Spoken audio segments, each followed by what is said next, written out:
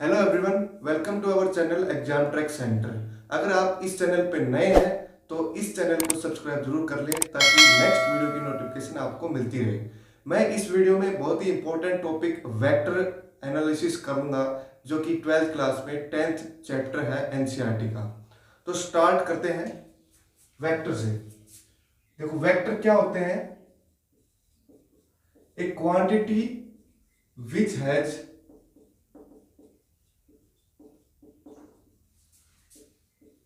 magnitude as well as direction। देखो magnitude का मतलब क्या है? जिसकी एक वैल्यू भी हो प्लस में उसकी एक डायरेक्शन भी हो। फॉर एग्जांपल मैं कहना चाहूंगा कि आपने 9th क्लास में फिजिक्स में पढ़ा होगा डिस्प्लेसमेंट, या फिर इसको हम बोल देते हैं position. Displacement, velocity, acceleration, force, angular momentum, linear momentum, torque, ये सारी चीजें हैं वेक्टर में आती हैं। ठीक है, अब वेक्टर्स के टाइप्स जरूर पढ़ने हैं क्योंकि एनसीईआरटी का जो पहला चैप्टर है वो टाइप्स के ऊपर ही है। तो टाइप्स ऑफ वेक्टर पढ़ते हैं।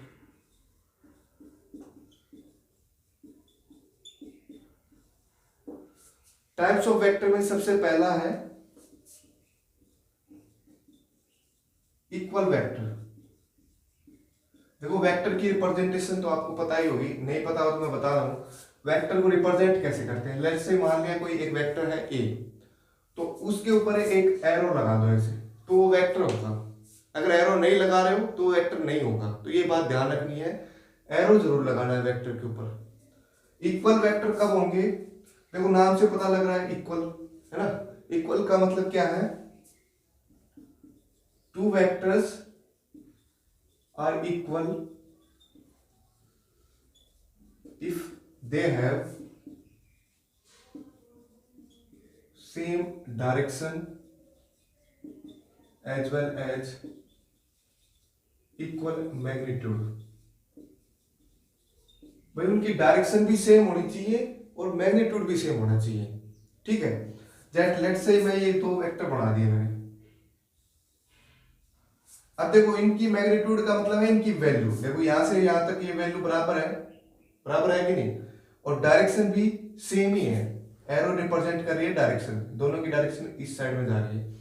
तो ये दोनों वेक्टर कैसे हैं? इक्वल वेक्टर हैं। नेक्स्ट टाइप देखो इसमें को इनिशियल। देखो ये भी नाम से पता लग रहा है, इनिशियल वेलोसिटी, इनिशियल एक्सेलरेशन आपने पढ़ा होगा 9th क्लास में। को इनिशियल का मतलब है एक ही इनिशियल पॉइंट से जो वेक्टर निकले वो है the vector which comes out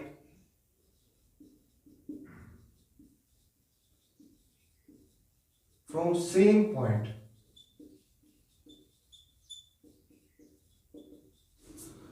अब इसमें थर्ड टाइप है कोलिनियर वेक्टर्स। अब कोलिनियर वेक्टर कौन से होंगे? देखो नाम से पता लग रहा है लीनियर का मतलब एक ही लाइन के अंदर। इसका मतलब है कि लाइन के अंदर मतलब पैरेलल या फिर एंटी पैरेलल। पैरेलल तो आपको पता होगा इन दोनों के बीच में एंगल कितना होगा? 0 डिग्री। ये दोनों पैरेलल वेक्टर हैं। एंटी पैरेलल मींस उन दोनों के बीच में एंगल कितना होगा? 180 डिग्री। ये तो पैरेलल है, ये एंटी पैरेलल है। तो इस टाइप के वेक्टर्स जो होंगे वो कोलिनियर वेक्टर होंगे। ठीक है, नेक्स्ट टाइप इसमें पढ़ते हैं हम जीरो वेक्टर। जीरो वेक्टर को लिखते हैं हम ऐसे, जीरो जिसका मैग्नीट्यूड 0 हो, मतलब जिसकी वैल्यू 0 हो लेकिन डायरेक्शन हो बस। ठीक है, अब इस पे क्वेश्चन करते हैं हम। एनसीईआरटी की 10.1 एक्सरसाइज के क्वेश्चन लगाते हैं।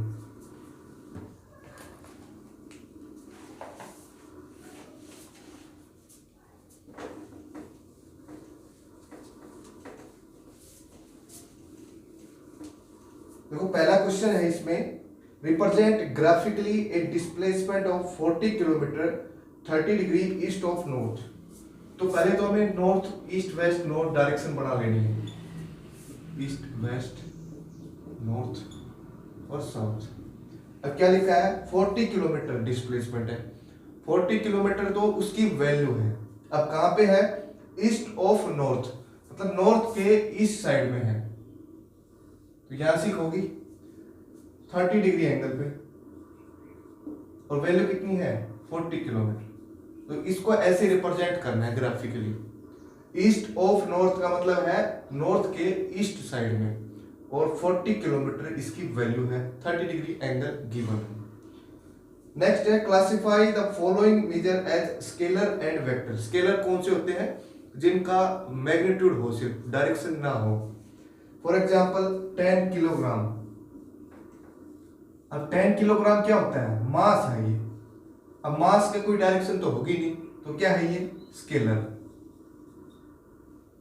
नेक्स्ट है 2 metre north west, 2 metre north waste.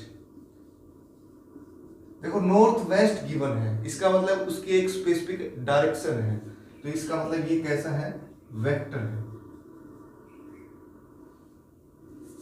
40 degree, अब ये 40 डिग्री सिर्फ 40 डिग्री लिखा है, अगर 40 डिग्री ईस्ट ऑफ नॉर्थ लिखता या फिर 40 डिग्री नॉर्थ वेस्ट लिखता तो वेक्टर हो जाता, लेकिन सिर्फ एक वैल्यू गिवन है, तो क्या है ये, स्केलर है। नेक्स्ट है 40 वाट। देखो वाट किसकी यूनिट है, तुम्हें पता होगा, पावर की यूनिट है। पावर क्या होती है, पावर सिर्फ एक स्केलर क्वांटिटी है, वेक्टर नहीं है, क्योंकि इसकी डायरेक्शन होती नहीं है। भाई पावर, किसी के अंदर पावर है, क्षमता है, तो एक वैल्यू है, भाई कितनी पावर है उसके अंदर, ये थोड़ी ना डायरेक्शन थोड़ी बता रहा हूं। 10 raise to power minus 19 coulomb. अब कूलाम किसकी यूनिट होती है, चार्ज की। चार्ज एक पार्टिकल होता है, ठीक है। पार्टिकल्स कौन से पार्टिकल्स, चार्ज पार्टिकल, इनकी वैल्यू है 10 रेज टू पावर माइनस 19 उस चार्ज की, तो एक वैल्यू है ये, स्केलर। नेक्स्ट है 20 मीटर पर सेकंड स्क्वायर। देखो इसकी यूनिट पे जाना है तुम्हें, यूनिट किसकी है ये वाली यूनिट एक्सेलरेशन की यूनिट है। मैंने अभी बताया था एक्सेलरेशन क्या है, वेक्टर है। ये था सेकंड क्वेश्चन। थर्ड क्वेश्चन पे चलो, अब इसमें भी यही करना है, classify the following as scalar and vector quantity. Time period, पर टाइम पीरियड जो है, देखो एक पीरियड टाइम है, टाइम का मतलब कुछ एक वैल्यू है, स्पेसिफिक वैल्यू, तो एक स्केलर है। नेक्स्ट है डिस्टेंस। देखो डिस्टेंस और डिस्प्लेसमेंट में यही फर्क है, फर्क एक और है, लेकिन फिलहाल के लिए यही याद करो कि ये स्केलर है और डिस्प्लेसमेंट जो है वो वेक्टर होते हैं। डिस्प्लेसमेंट या फिर पोजीशन हम बोले। फोर्स, फोर्स क्या होगा, देखो फोर्स को मैंने लिखा होगा ऐसे, कई बार देखा होगा तुमने, तो फोर्स एक वेक्टर क्वांटिटी है। वेलोसिटी, वेलोसिटी और स्पीड, जैसे डिस्प्लेसमेंट और डिस्टेंस में फर्क है, वैसे वेलोसिटी और स्पीड में है। वेलोसिटी एक वेक्टर होता है, स्पीड जो है वो एक स्केलर क्वांटिटी है। वर्क, भाई वर्क जो है एक वैल्यू होगी, स्पेसिफिक वैल्यू, तो वर्क एक स्केलर है। ये था थर्ड क्वेश्चन। फोर्थ क्वेश्चन में अब एक डायग्राम गिवन है, मैं डायग्राम बढ़ा देता हूं एक बार।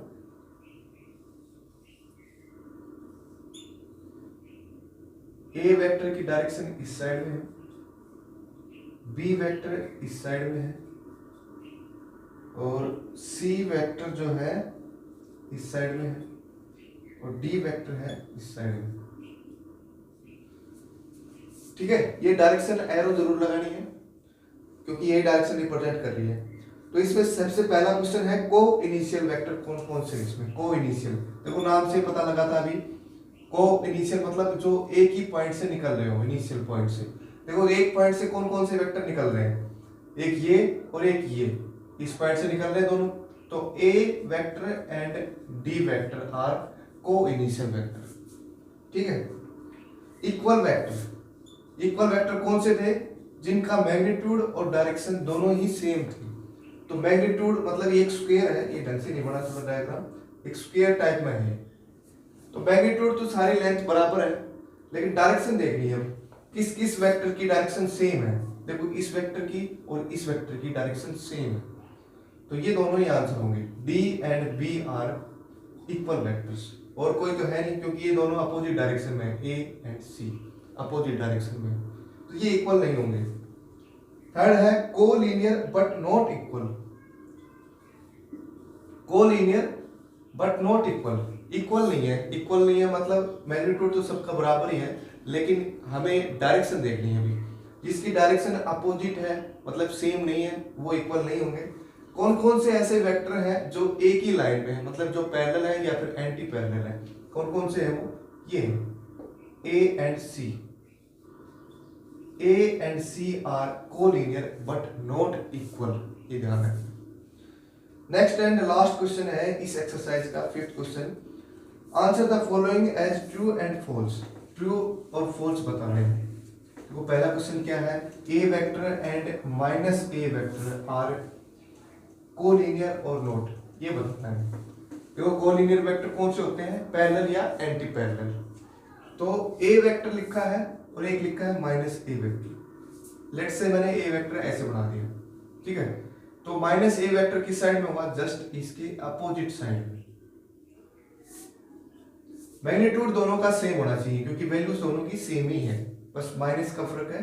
तो माइनस क्या रिप्रेजेंट कर रहा है, डायरेक्शन रिप्रेजेंट कर रहा है, अपोजिट टू ए वेक्टर। तो ये बताना है कोलिनियर है कि नहीं है। भाई कोलिनियर दिख रहे हैं, ये तो एंटी पैरेलल है ना दोनों, तो ये कोलिनियर है, यस ट्रू। सेकंड पॉइंट है two collinear vectors are always equal in magnitude. देखो कोलिनियर वेक्टर है, इसका मतलब पैरेलल हो सकता है या एंटी पैरेलल हो सकता है, लेकिन मैग्नीट्यूड इक्वल नहीं होगा इनका, तो ये है फोर्थ स्टेटमेंट। थर्ड है two vectors having same magnitude are collinear.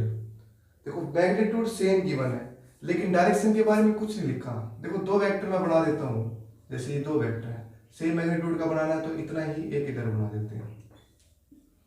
अभी दोनों वेक्टर का मैग्नीट्यूड सेम है, लेकिन ये पैरेलल और एंटी पैरेलल तो है नहीं, तो ये भी फोर्थ स्टेटमेंट है।